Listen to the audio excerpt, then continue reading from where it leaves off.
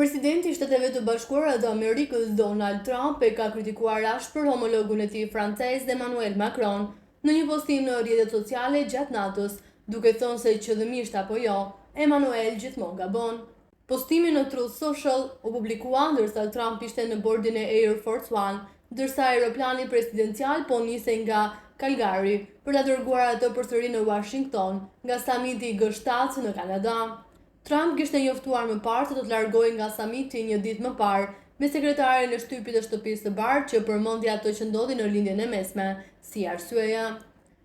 Macron sugjeroi gazetarëve në G7 se Trump po largohej herët për të negociuar një armëpushim midis Izraelit dhe Iranit, duke thënë: "Ka me të vërtetë një ofertë për të takuar dhe për të shkëmbyer mendime."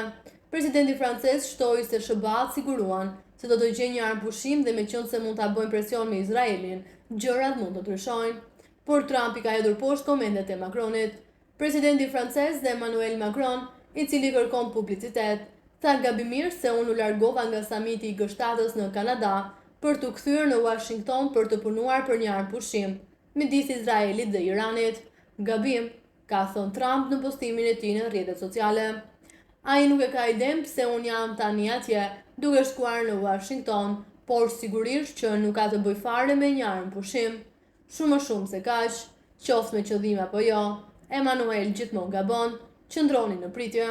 Kujtojmë se pak më herët Trump kishte thënë në mënyrë gurzez: "Të gjithë duhet të evakuohemi menjëherë nga Teherani."